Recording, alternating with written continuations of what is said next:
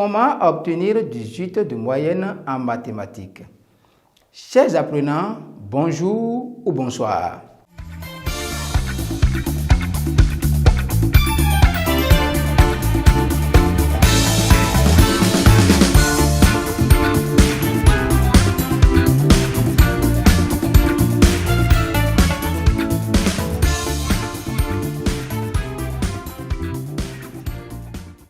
Dans cette vidéo, je vous présente en 3 points comment faire de la mathématique votre fidèle compagnon.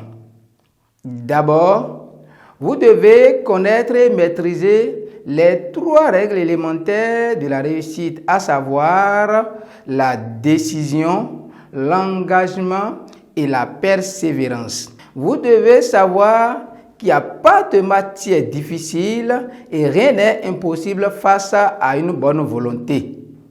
Enfin, vous devez aussi savoir que lorsque l'on désire obtenir quelque chose, il y a un prix à payer et que le seul facteur déterminant de la réussite ou du succès, c'est le travail. Alors, sans transition, nous allons aborder le premier point. Le premier point, c'est que vous devez opter pour la synthèse. Ça veut dire quoi? Alors, lorsque le prof fait son cours, vous devez suivre religieusement le cours.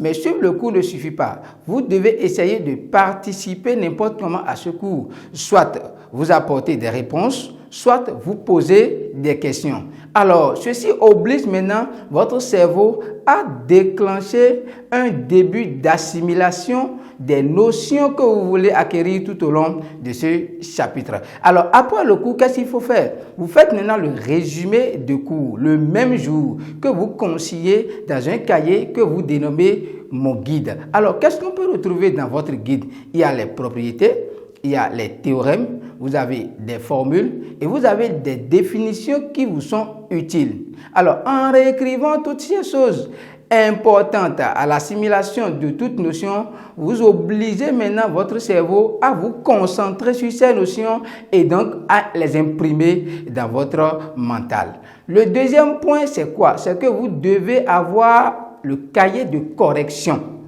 La correction est ce que sont les chaussures pour le coureur. Vous ne pouvez pas faire les mathématiques sans opter pour la correction. Donc, vous devez prendre religieusement la correction de tous les exercices, commençant par les exercices d'application jusqu'aux exercices proposés par le professeur, c'est-à-dire, je parle des devoirs de maison. Alors, lorsque vous prenez une correction, vous lisez cette correction plusieurs fois. Je dis bien plusieurs fois, en tout cas au moins 5 fois. Ça sera peut-être ennuyeux, mais retenez bien ceci.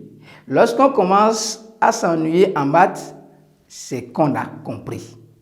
Et donc, lorsque plus vous mettez du sérieux, de l'amour, de la prise de la correction, plus votre cerveau maintenant serait à même de se souvenir de toutes les notions que vous avez abordées tout au long de cet exercice-là. Le troisième point, c'est que vous devez opter pour la routine. En fait, après une correction, l'apprenant pense qu'il a compris l'exercice, ce qui n'est toujours pas vrai. Vous devez donc refaire l'exercice. Ceci oblige votre cerveau à achever le processus d'intégration. Mais comment faire l'exercice? Vous devez d'abord faire l'exercice sans la correction et après maintenant, vous jetez un coup d'œil sur la correction ou bien vous faites recours à la correction si vous êtes bloqué. Comment fonctionne le cerveau? Je vous explique. Le cerveau fonctionne comme un muscle.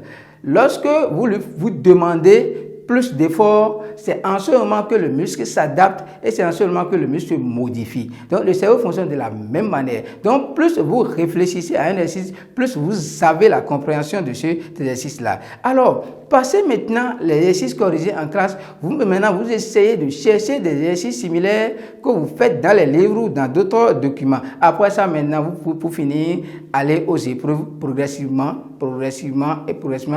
Alors, passez cette étape, vous devez tout faire pour maintenir votre routine sur le long terme.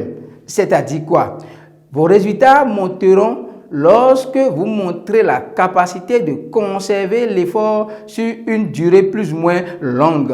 Ça veut dire quoi? Quelles que soient les contraintes, quelles que soient les situations, vous maintenez. Même si vous avez une mauvaise note, ne vous en faites pas. continuez de travailler, continuez de foncer et les meilleurs résultats vont forcément arriver. N'oubliez surtout pas qu'il faut 3 mois avant qu'une routine de travail ne porte ses fruits. Aussi, vous devez apprendre à travailler dans un lieu adapté. C'est-à-dire quoi? Vous trouvez un lieu calme, un lieu sain pour vous entraîner. Le cerveau a lui aussi besoin de routine pour être concentré. Lorsque vous changez chaque fois de lieu, votre cerveau a du mal à s'adapter. Alors, chers apprenants, voilà l'essentiel à retenir pour vous illustrer brillamment dans les mathématiques. Si vous avez aimé, merci de partager la vidéo et merci de prendre le rendez-vous pour le prochain numéro intitulé 5 méthodes pour réussir dans les leçons.